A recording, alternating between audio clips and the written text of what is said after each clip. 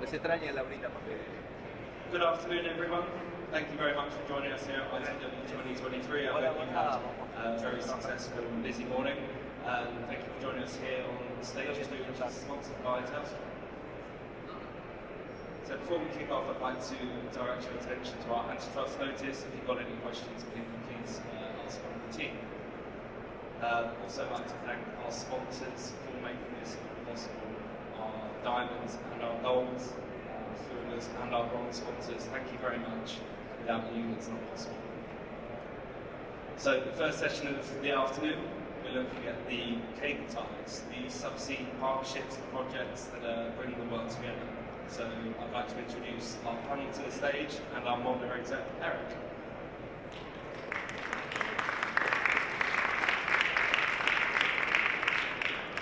Hello, everybody.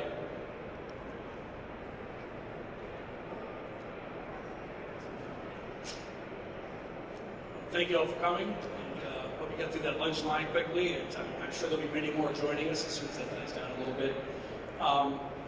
My name is Eric Kreifeld. I'm with Telegeography. We're a market research firm that covers the global market for international connectivity services. So we don't spend all of our time on the submarine cable market, but we spend an awful lot of time on it because that's at the heart of that business. And we have a really great panel today to talk about the cable ties, what partnerships and projects will connect the world in the future. And yeah, it's a great diversity of location, geography, different functions, and we have on the panel today. So why don't we kick it off by having everybody introduce themselves, to give you a little orientation on who you're going to be hearing from today, and just a little bit about your company, your role, and your perspective on the industry. Gina, why don't we start with you? Thank you, Eric, and thank you all for joining us this afternoon. You know, it's a very busy conference, so we really appreciate the support. I'm Gina Greer, the Senior Vice President North America for BW Digital.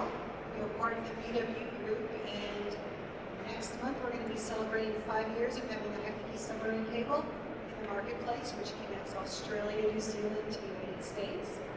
And I handle everything in the U.S. for our company, so I work on business development with all of our clients, partners, as well as all of our regulatory affairs.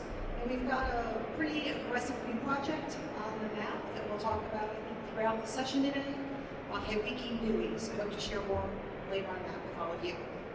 Peter? Thanks, Gina. My name is Peter Holtz. I'm the Group Director for International Business and Wholesale.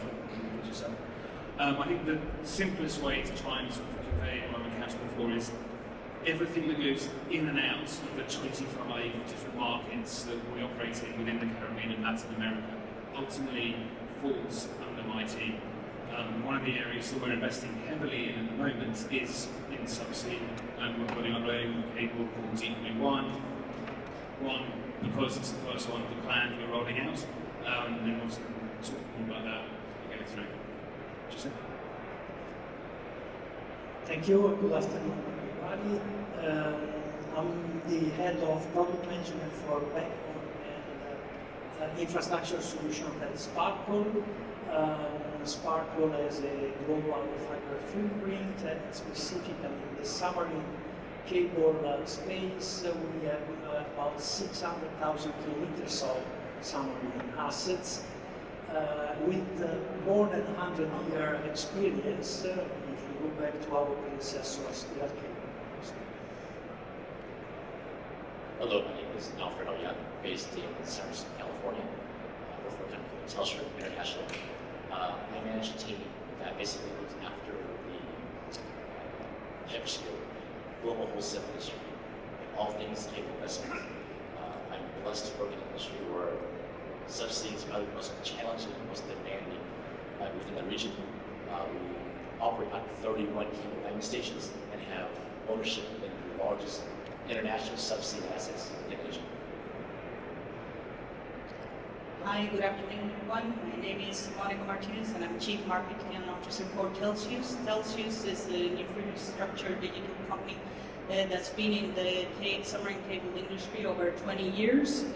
We operate over 82,000 kilometers of submarine cable systems, featuring in our report Marea, Dunant, Rusa, as well as Mistral and Tikal, and recently announced Tikal, which is our newest submarine cable system that will run between Miami and Guatemala in the Caribbean with 190 terabits per second. We also are operating Mistral as another submarine cable systems as well. We provide additional services such as co-location facilities, IP transit services over our Tier 1 backbone, value-added services with our data shield service, as well as our co-location services in our area communication hubs, as well in our Virginia Beach communication hub. So looking forward to this very interesting panel. So over to you, Eric. Okay, great. I told you we had a good diversity of points of view in different parts of the world. So let's go ahead and get started. And sure enough, the first question we have in mind is about the geography of submarine cables and how that's evolving. I was thinking about sort of just general trends for the industry in general, and one of them was can we keep taking for granted the same venues for traffic exchange that we always had, and how is that evolving? Well, obviously the cable systems are connecting those venues, and that seemed like a really good place to start in terms of the question is how is the geography of submarine cables changing, and how are the criteria for where they land and what continents they connect changing? And some of the factors, just to kind of put some more context around the question, is that you have the basic drivers of capacity, diversity, performance, but you have so many other factors that go into these decisions, like geopolitics, climate change, physical diversity, the saturation of existing locations, regulation, availability of power, and more. So I guess just to kick all that off, let's go in alphabetical order. Alfred, you want to tackle that question first? Because I know you've got some views on that. Sure, thanks, Eric. Can we all agree that designing and building a subsea system is hard enough already? But then you throw in the challenges of geopolitics, regulations, lack of local infrastructure, power availability, and even environmental changes. Makes it all the more daunting to build a modern system. The subsea community in the last few years have gone through a very challenging and expensive learning experience. Systems being redesigned, systems being on hold, the change in philosophy of really just how to design a system to ensure that production and time is of the essence, right? So production and really limiting the delays in landing a system. That has been really the theme of the last few years of the industry. So you're seeing some shifts from the traditional hubs in Asia, like Hong Kong, Taiwan, Singapore, Japan.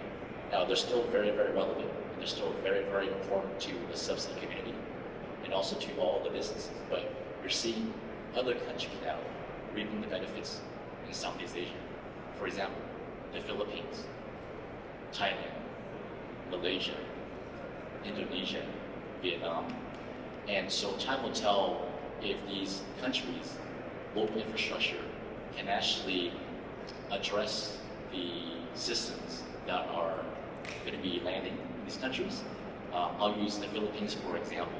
Philippines have done a phenomenal job basically taking advantage of this change. Challenger in general, with the partnership of Converge, formed a partnership called TCI, where we built local infrastructure within the Philippines to address those systems being landing in the country. So we're going to see reevaluation of partners, reevaluation of system designs, and reevaluation of where systems are landing. So a couple of things that occurs to me to follow up on there. I mean, there's always been delays in systems. Obviously, we've had a major one recently with the supply chain disruption. It sounds like that's kind of loosening, or at least we're seeing getting some visibility into the end of that. You know, how would you compare what we've gone through to what we've experienced before, since you mentioned that it's such a, eliminating delays is such an important thing? That's a whole other, ballgame with supply chain issues. You're seeing some partners signing into long-term contracts, and building the actual infrastructure in advance, even before the actual systems are being designed. So some partners are thinking 5-10 years in advance, whereas some partners aren't doing that. So you're going to see some partners far in advance, and some others left in the dust. And a follow-up about the Philippines, what are some of the criteria that made that attractive? And one thing you mentioned, I think is a critical thing, that you actually made some investments in infrastructure beyond the wet plant, so to speak, the system itself. It sounded like it was part of the ingredient, but what were some of the attractive qualities? The Philippines market has always been very enticing to Telstra. When Telstra acquired the PACnet infrastructure about 7-8 years ago, that included dual cable landing stations and multiple cables from C to C, EAC, landing to the Philippines.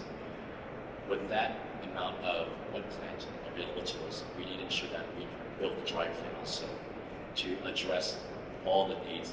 And our network planning team and our engineers had a foresight in basically seeing the shift in demand from North to South Asia. North, we're very well built out. You got Singapore, Japan, Japan, Hong Kong, Taiwan. That's always been well built out. But then the team saw a shift in demand into Southeast Asia, and Philippines being one of those markets that's always had all the wet plant available. It's just the dry plant was the lag. And so we spent the time finding the right partner and building that. What's some other perspectives on the topic, either in the same region or maybe a different region? Peter, do you want to take a crack? I think looking at it specifically from the Caribbean perspective, there are no hyperscalers in the Caribbean, number one. You've got a huge number of countries with an even greater number of islands and inhabitants, small number of inhabitants living on those islands. So from a submarine capacity perspective, how do you serve them? How do you serve them with resilience? Because the weather's not always as good as it seems in the brochures. And then if you look at where we are today and the future, there are a number of cables that have been in the sea for some time. What's going to happen to them when they retire? Where is the viable long-term business case for their replacement? Where is the business case for the resiliency that goes around it? And then, as they near the end of their retirement, are there going to be sufficient cable ships there, repair cable ships, who are going to be able to support it? So I think the Caribbean is going to be under an interesting time over the next 5 to 10 years, where there's going to have to be some fundamental changes to what we're seeing today. Because if you look at the major cables that are being built, they're not necessarily being built.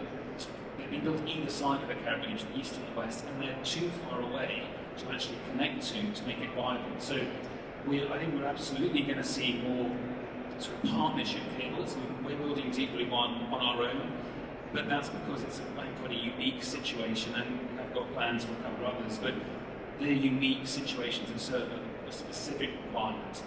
If you look at the Caribbean in totality, it has to change the mind. The mindset has to change in terms of people working together in the cables, which hasn't historically been the case, because there is a desire for growth. Digitalization is absolutely happening, but just simply because of the geographical nature of the region, coupled with geopolitical challenges, absolutely, means that what's here today cannot still be there in 5-10 years' time. Otherwise, that region will be desperately underserved.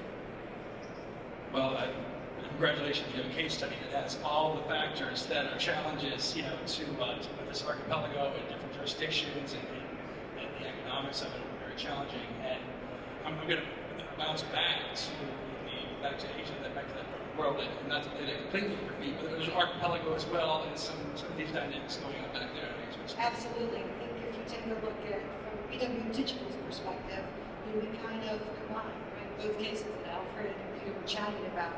We serve huge continents, but then we also have to make sure that we're taking care of all the Pacific Islands along the way. So we're a private cable developer, so very different, right? We have to have a business case in place to build the cable. We have to make sure that we've got the commercial interest aligned to support the cable long term. And we've also got to make sure that we're being a global steward, and we're taking a look at who we pass along the way and make sure that we can prepare Pacific Islands who, the hyperscalers are not going to build to. We need to prepare the Pacific Islands to have access as well. So as we look to build our next cable system, the Hawaii system, we're going to start in Singapore and Indonesia, two hubs, but then we're also going to connect into Darwin. We think there's a real opportunity for Darwin to play a role in the new hubs coming out in the Australasia region, the Oceania region. It's got a lot of unique features that might make it a winner in the long run. So we'll go have the first international cable coming out of Darwin towards Singapore and the United States. We'll also go into New Zealand and then onward back to the U.S., but we pass a number of Pacific Islands along the way. So there's Vanuatu, there's Kiribati, there's the Marshall Islands, and we've got to prepare. So we'll plant business units in concert with those governments to make sure that when they're ready, if we're not ready day one, they can still access a cable. What we have to be conscious of as we build these new ecosystems, and we have large players coming in with very specific commercial requirements in the greatest of populations, that we don't miss the underserved. So because we're private, we can be a little more flexible. So we will make sure that we work with the different government agencies, look at their funding profiles, see if we can place some business units, branching units, place some branching units that will be there for them to connect to. And the best example I can give for this is probably on the current wiki system. We built that 5 years ago. We placed some views out there. One of those happens to be in front of Tonga. They had no money to fund connection to that system. And obviously, the volcanic disruption took them out, right, for months before their cables could be repaired and they could get back online. That's crippling, right, to the economy, to the country today. So now we'll be able to welcome Tonga onto that infrastructure because we planned for it. And I think that's something the private developer brings, is that global view, because it's not just data center to data center connectivity. It really is 26,000 kilometers, and how do we serve everyone? And I want to explore that more, that contrast you just ended with, actually. We'll get more into that. But before we depart from the kind of the first question and the first topic, which is more, which in part is some of the traditional notion of a hub, where we exchange traffic in a big way, in addition to these two business cases that you just mentioned, either Giuseppe or Monica.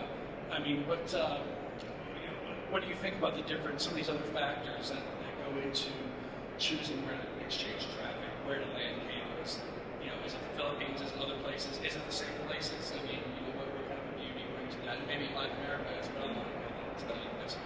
Yeah, at the end, I think that hyperscalers right now are moving the greatest amount of traffic, so are a game changer in terms of to define where the cables will be landing in the future, because the cables need to land close to where these hubs of traffic are at. So it's not just about the former traditional decision that carriers did to where they needed to serve the traffic to their end customers, but as well, right now we need to serve the traffic to hyperscalers and to be able to be closer to those areas where to develop terrestrial pulse to deliver the traffic to those endpoints. And so, for example, Marea, which is a transatlantic cable that was done in collaboration between Telxius, Microsoft, and Meta.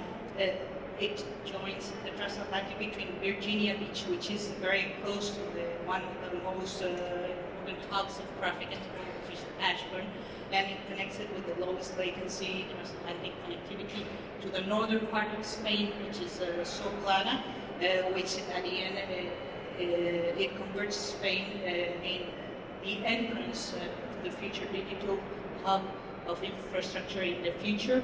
And what we are seeing is that since MAREA was created, a lot of new submarine cables have been announced to land as well in Spain. But not only these points are important, because we also have examples of collaboration with carriers too. For example, Mistral is a project that we have done in collaboration with America Mobile to cover the western coast of Latin America, which covers all the way from Guatemala all the way south to Valparaiso in Chile, with landing points in Salinas in Ecuador, as well as in Lurin and Arica. But the important thing is that this is just a carrier and carrier joint submarine cable system, and we are working as well with American Mobile to provide this future connectivity, as was mentioned before, as TICAL, which will be providing the Caribbean connectivity between Miami and Guatemala, which will be ready for service in 2026. And there, what we are seeing is that it will be will renew all the connectivity of the area for those players in the business. So what we see is that the demands and the hubs of traffic are the main places where we will be focusing in the future to land submarine cable systems. So the landing station needs to be closer to those endpoints. And so in your part, in this part of the world, are the traditional hubs still the traditional hubs? So let me ask this another way. Traditionally, a lot of the traffic in Latin America is exchanged in North America, the United States. There's a lot of transboarding, and there's been a lot of development. Is it still supporting that topology, or is that also evolving? The hyperscalers changing there? How is it? What we are seeing is that it is evolving. So there is, of course, traffic that it is coming from North America to South America, because let's not forget that the main data hubs of the hyperscalers are still overall based mainly in the United States. But what we are seeing is that there is, as the digital infrastructure evolved and the internet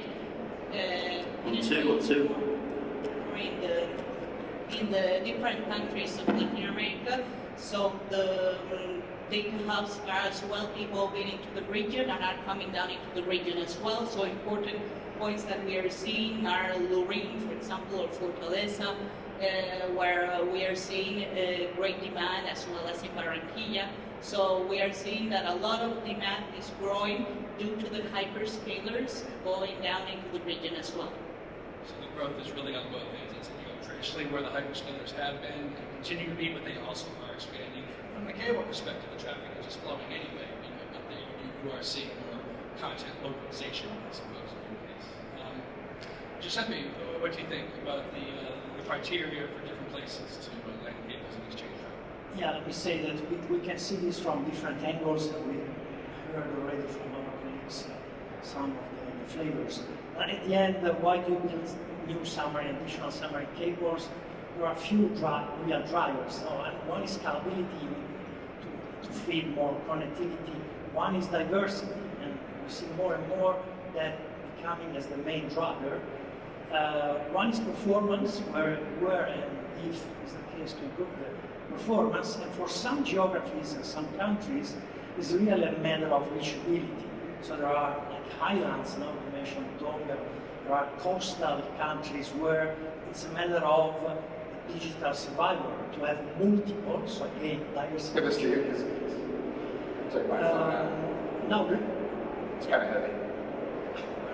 Go ahead. We've got some double audio now. I can show you.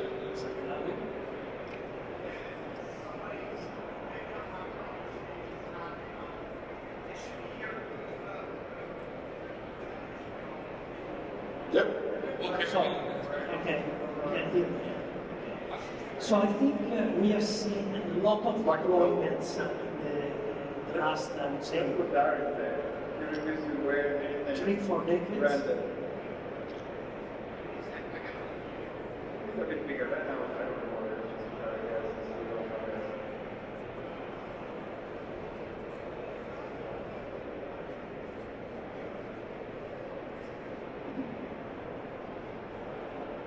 afraid it's a tracking device of some kind too. I'm trying to get adaptation.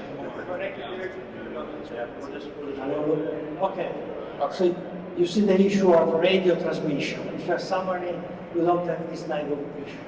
So going back to my speech, we have seen a lot of deployments, let me say, in the last 30 years when the internet developed, because that's what the submarine cables are following, which were mainly, not only, but mainly east to west and west to east, so through oceanic trajectories and some Asia to Europe trajectories.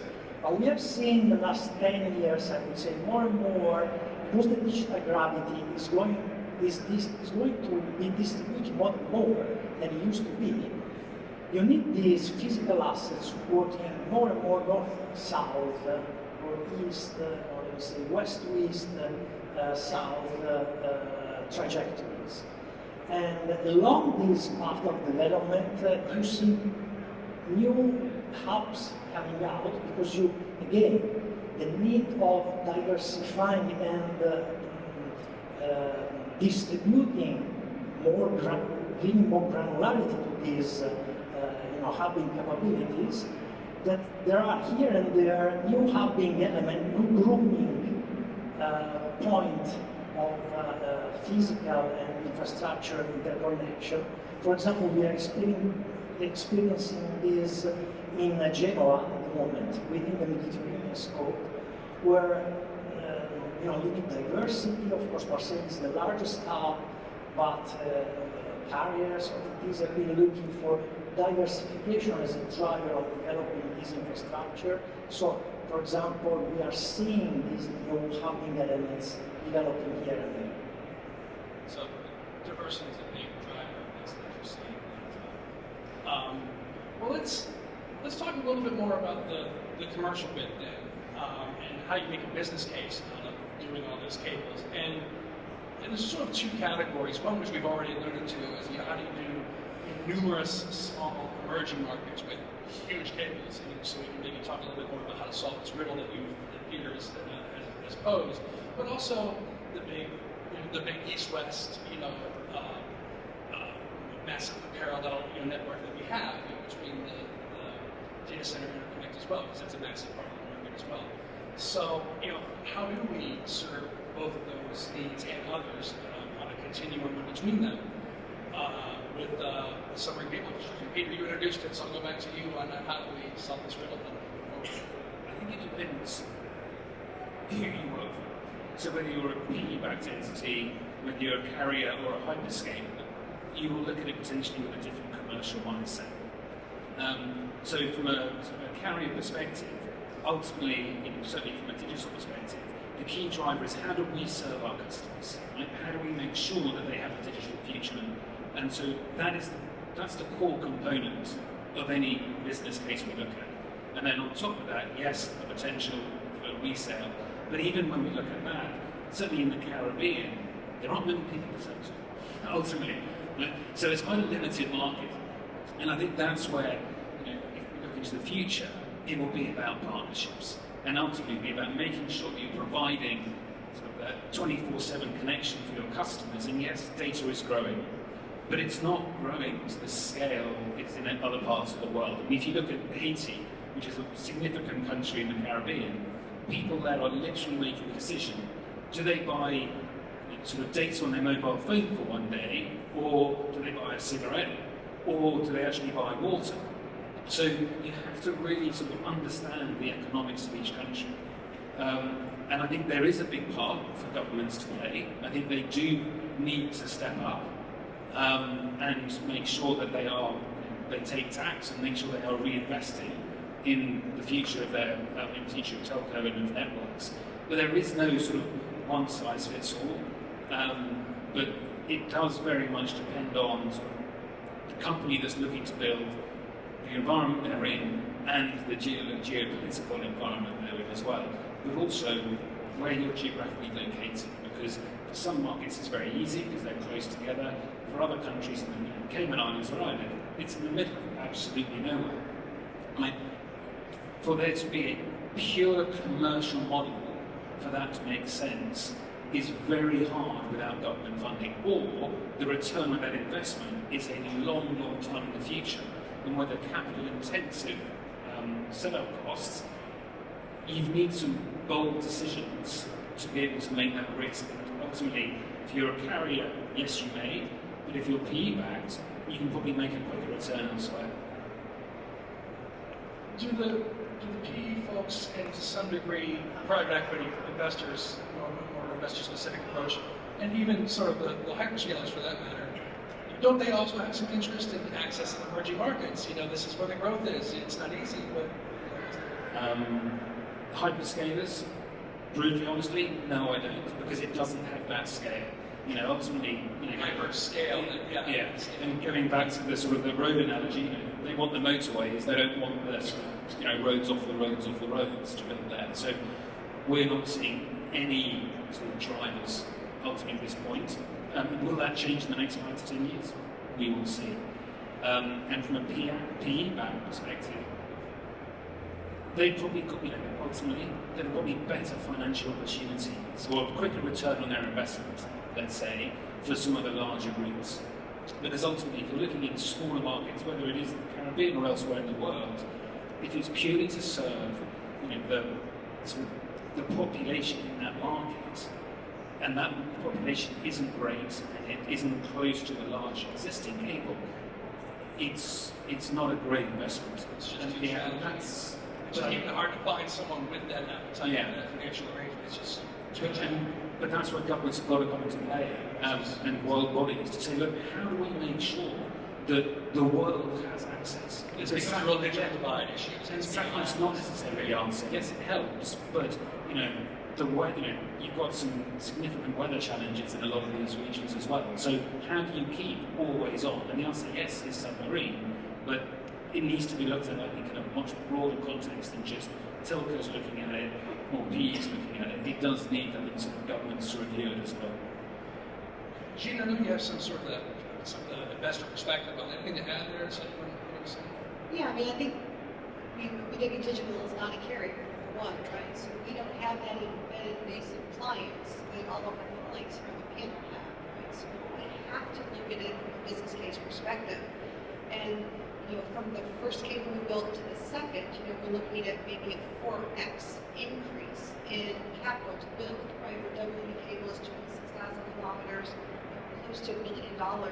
You have to really make sure you understand your business plan. You still need the hyperscalers, you still need the customers and the carriers, right, to join into that as clients. But you also have to make sure that your profitability goes long term. Right, you can make sure you can operate and maintain that for 30 years. And right now, the cost of money is expensive, so we're fortunate that we have a phenomenal owner in the ITW group. But we're business people, and so at the end of the day, if we want to see private investment in this industry that is not tied directly to a hyperscaler or a carrier, which we are absolutely willing to partner with, we're going to have to make sure we understand what those new models look like, and so if there's a role play, so we can get something off the ground. It was just case by case. Yeah, okay. Giuseppe, I know you're no stranger to working with emerging markets. It's sort of a specialty of yours, Sparkle, a big different scenario than what we've been talking about. How is that evolving with not necessarily the big scale constraints that's something that we've been kind of talking about, but how is accessing emerging markets and making a business case for a cable system to reach them in contrast with those of hyperscale? How do you see it evolving? How is that changing? Yeah, it's not necessarily in contrast, meaning that, again, also here there are different ways to look into that. But for example, from the Sparkle standpoint, we have our, let me say, organic traffic growth that we have to accommodate in building and deploying new and additional infrastructure with the drivers that we explained before, also looking at diversity, improving performance and so on. And the evolution of the technology, especially the fact that now cables with the SDN, let me say, architecture, you can manage your own fiber pair, no? we've been through a cycle where the previous consortia approach where we were sharing maybe a couple of fiber pairs between 20 different carriers and operators and sharing the logic and the development of upgrades and so on, which was extremely lengthy, say sometimes difficult to handle, not very quick and so on. Now the technology offers the possibility to have separate domain within the same physical asset. More and more these are open cable systems, meaning again that you can manage your own fiber pair with your own technology choice, with your own upgrade and scalability, dimensioning and pace and so on. More and more these cable systems are landing in neutral, open and easy to interconnect locations, either open cable installation or data centers. So I would say the landscape has changed quite a lot, and these landscapes allow smooth cooperation between different entities, so multiple carriers as well as OTTs, where they can manage their own internal traffic, investing in multiple fiber pairs, we do the same. At that point, what you do, you try to work out the economies of scaling, adding additional fiber pairs and offering them, as long as the asset you are building is on an interesting, let me say, geographical point-to-point connectivity to the market for, again, carriers and other, let me say, players who want to manage the asset with this level of technological, let me say, freedom and capability. So the evolution, sort of, really kind of technologically, but a lot of that driven by the scale of modern systems, you kind of have this granularity of entire pairs, where again, we used to have 20 carriers sort of sharing one pair. So there's some version of that. Now you have these separate domains that are much more easily separable.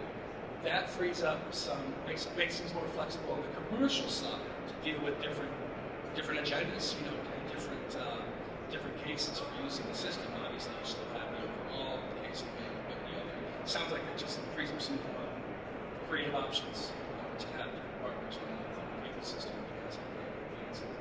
Alfred, do you have anything to add on the system?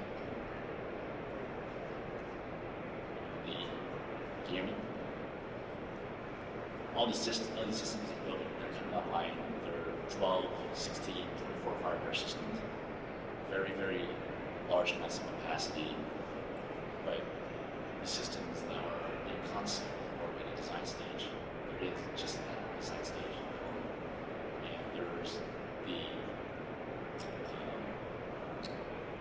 delay of production from supply chain demand issues to planning issues to permitting. So what I heard earlier was how does a carrier or partner into a system with all this investment, but not diversify their risk and potentially acquiring IRU or infrastructure from another system that's already in the water, that's already live, and that's already in production.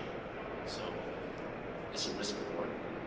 Definitely should be invested in the new incoming systems, but also make sure that in order to address your immediate customer base, definitely look to acquire infrastructure that's already in the water today as well.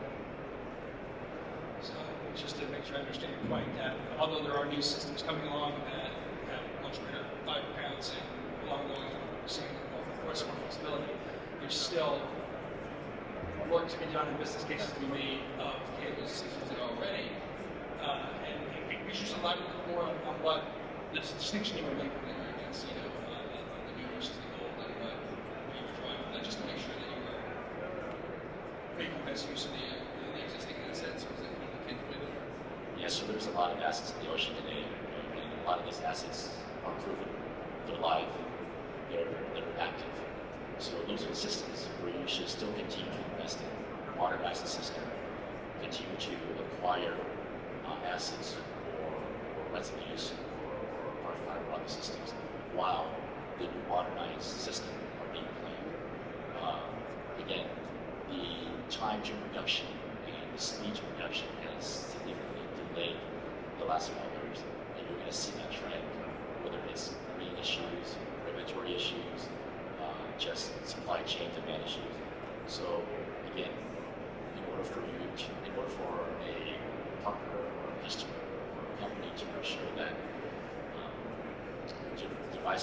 diversifying the risk, new versus mature assets. Okay, so you don't want to overlook mature assets in your mix of diversity and activity. That makes a lot of sense. Monica, I know you've had some experience with partnering with hyperscalers and carriers, hyperscaler type partnerships on cable systems and have some familiarity with that. How do you see that evolving? Is that a model that continues to, is it changing much? I mean, we're seeing more of them owning the entire cable systems, and how do you see that more involved with both entities on that? Or do you have something to add? Okay, go ahead. Thank you, Eric. Well, what we see is that I would like to explain, for example, the case for Celsius is when we deployed our Ionic submarine cable system San Juan 20 years ago, we knew that we had made a pharaonic investment. We would need to evolve into how we would be doing the replacement 25 years later. So we began our strategy way behind in order to make sure that we adapted our strategy to replace the submarine cable system in advance. So one of the portions we deployed ourselves, Brussels, and Virginia Beach to Brazil. But for the rest of the connectivity surrounding on Latin America, what we do it in conjunction with partnerships. So we're using Google's Google's junior antenna to connect provide services in between Argentina and Brazil, and as well we have done is in conjunction with America Mobile the portion between Guatemala and Valparaiso in the west coast of Latin America. We are doing the Caribbean TICAL as well to cover that portion of the Caribbean as well between Miami and Guatemala.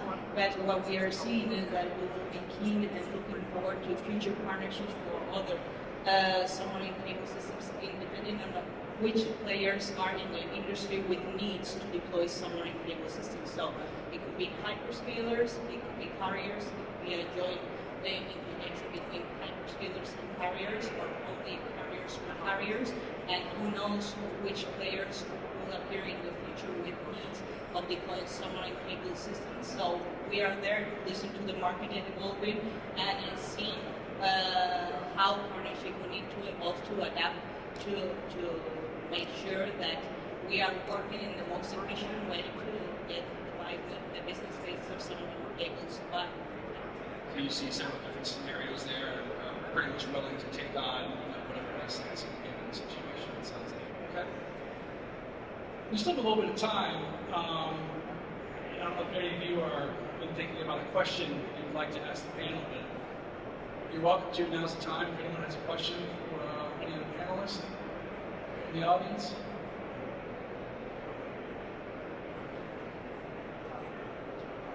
Yeah.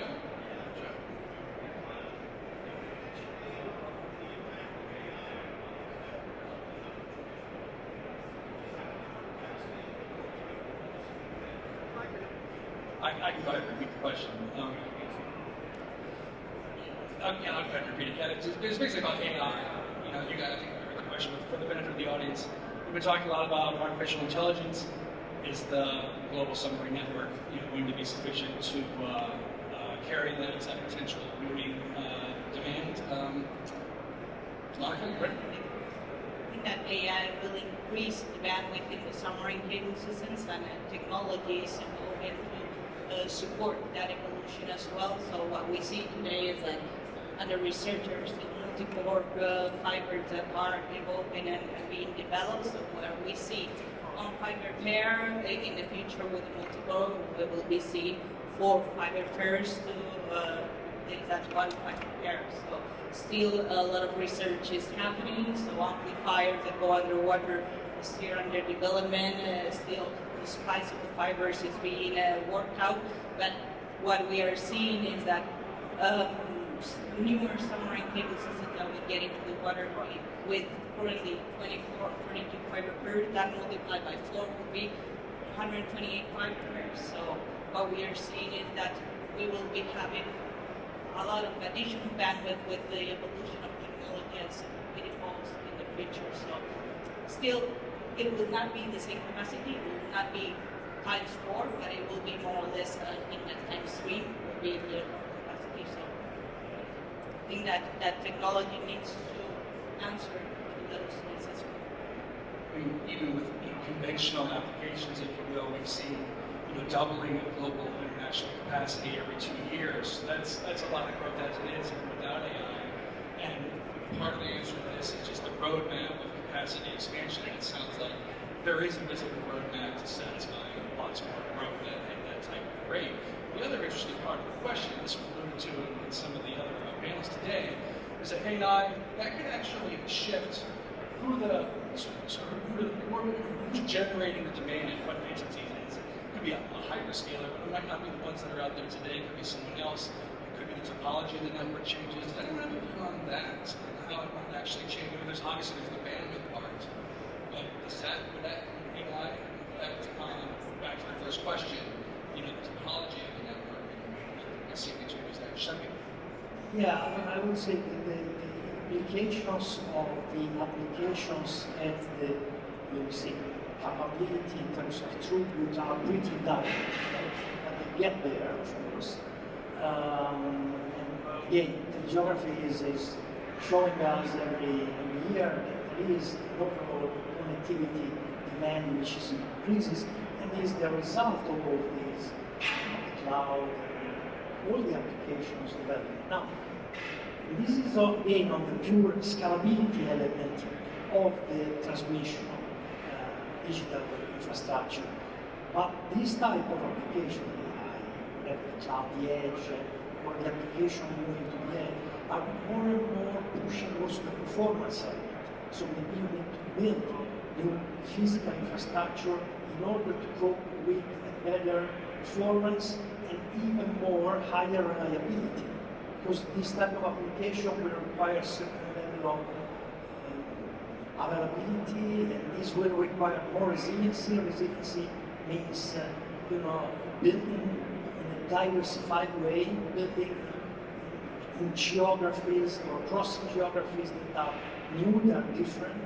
So these are some of the ingredients that you get the infrastructure layers pretty directly, but coming from the application layer. A couple questions here. You first.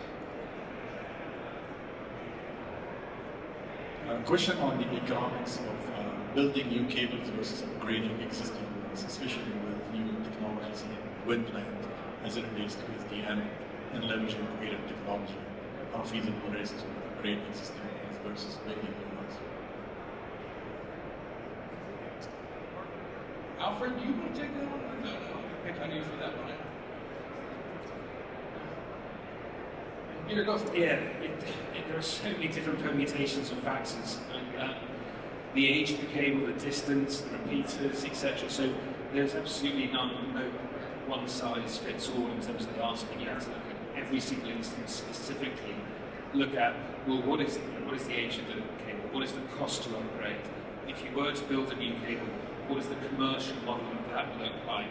So ultimately, it's so specific based on the individual cable, but certainly, yes, it should be considered. But I would absolutely say that everything is unique, and you have to look at each part of it for each individual cable. You have questions? Hi, good afternoon. I feel like early on in the panel was mentioned like the geopolitical impact that you guys see throughout the industry. I was just curious from the various regions of the world that you represent, if you see the geopolitical situation improving or kind of getting worse based on your experiences. Go ahead, Alvin. I would say improving, but I think the industry is evolving around to combat some of the geopolitical issues and regulatory issues. So you're seeing many different models being formed right now in regards to consortium members. From the traditional consortium members, where you have a handful of carriers, maybe large hyperscalers running the system, where it will take ages due to design changes, permitting issues, it will take ages to run production, versus we're seeing three models, actually I'm seeing three models come online right now. Model number one is what I call the skinny consortium, where 2, max 3 builders in the system that has a very specific agenda, that is speed to production and simplicity of the actual build itself. Each builder within that skinny consortium has a specific role to play, not just the funding aspects of it, permitting, managing, dock management, equipment management, or repairs. So they have a very specific role to execute that project. Then I see another model where we call the private model. It could be a hyperscaler-driven model. It could be a PE-funded model, or it could be a telco model. But this model has a very specific need, whether it's product set driven, a specific customer driven, or a customer segment driven. But again, simplicity and speed to production. And the last model, I'm going to borrow the word from my 11-year-old son, calls it the frenemies model, where you have the competition in the industry and typically don't play well together, come together with the same mindset to build a system to ensure that they're not left behind, right? So when you have these hyperscalers building a private model, whereas other hyperscalers don't have that capital funding, they're going to come together and build something very specific and ensure that driving that system in a timely manner, in a very tactical manner also into production. That's a really good answer. And I think some of the things that you said earlier about those separate domains that he was talking about, I think that plays into something flexibility too, that maybe ease some of that consternation with kind of their own basic systems and that play into it as well. And your thoughts? Just as a comment, I mean, of course, the geopolitics goes with the geography, so there are a number of places in the world where these, let me say, aspects can become tricky. The most known one is the difficulties and the constraints in establishing infrastructure connecting China to the US. That's, everybody is reading about that. So I will more comment on the fact that for sure there is a high level of awareness at political and global level about how much these digital backbones are critical for the survival of the digital ecosystem of the country, and so they become more and more, according to the country level of attention, a reason of concern on the security standpoint, which has other type of implications, but for sure there is more and more attention and awareness of the fact that these telecom infrastructure are very critical for, say, our digital life. That's a fairly optimistic point to end on. I think that visibility is probably does more good than harm. So thanks for the question. And we are out of time. So please join me in thanking our panelists for a formal discussion.